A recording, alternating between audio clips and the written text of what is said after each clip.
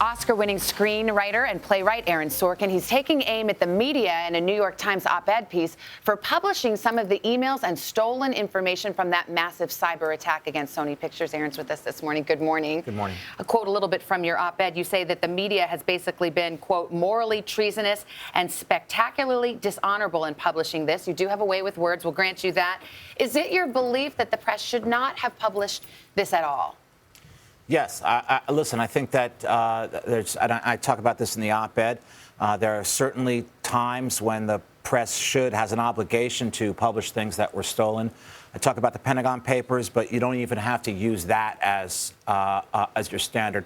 Loosen the standards a little bit. Is there anything in these emails at all that's in the public interest, that points to wrongdoing at the company, that helps anyone in any way? There isn't. There's just gossip there. You can loosen the standards even more, but ultimately you have to dispense with standards entirely in order to be okay with publishing these emails. It's hard to defend a decision to print salacious emails that are gossipy about this actor or this actress, but can you really say there's zero public importance? I mean, you do have, for example, an email between the Sony chief executive and a Hollywood producer where they're making racially tinged jokes about the president of the United States. Yeah, I'm so much less interested in a tasteless joke than I am in a massive invasion of privacy, and that's what's happened here. You know, it was just a few weeks ago that cloud was hacked into, and naked photographs of women who we know, famous women, were made available to the press. And I thought we all really did a really good job of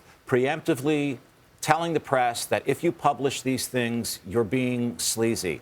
This is the exact same situation, only worse by magnitudes, because in this case, the hackers stole this material and are threatening the lives of children. By the way, this is a crime in progress. They've just promised us a Christmas surprise. They're threatening the lives of whole families because they don't like a movie that the studio is planning on releasing. How many different bedrock pieces of our decency do you have to obliterate before the press stops running the anchor leg of this relay travesty? Let me be devil's advocate. Some people say, okay, this is Aaron Sorkin, who wants the media to self-censor because he himself had emails that were released that were embarrassing. So he wants to protect himself and his powerful Hollywood colleagues. Yeah. First of all, I think that because I don't have anything to defend, there were emails about me where there was some insulting things lobbied back and forth, but I'm not here having to defend myself. That makes me credible. But look, if you think that what I'm doing is defending the people who pay me, I can't offer any evidence to dissuade you. Maybe it'll help, though, to know that the people I'm calling out are the people who tell you whether or not to go see something I've written. Are you suggesting that what the media is doing is illegal or that the government should stop them? Or are you saying the media should stop itself? You're a lawyer. I have no idea if it's illegal or not, but something doesn't have to be illegal to be wrong. And this is plainly wrong, and we all know it.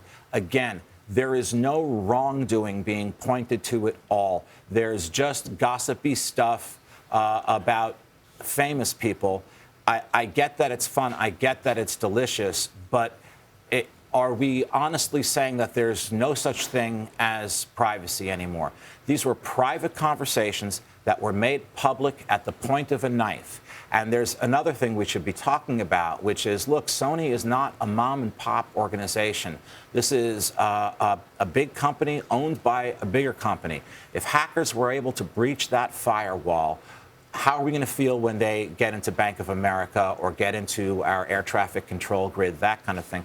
We should be taking that seriously. But the thing we should be taking seriously, first and foremost, is privacy and dignity, and the fact that, once again, hackers who have threatened violence because the studio just wants to exercise the same First Amendment right that everybody else does, studio just wants to release a movie, have stolen this material, and now the press is selling it out of the back of a truck.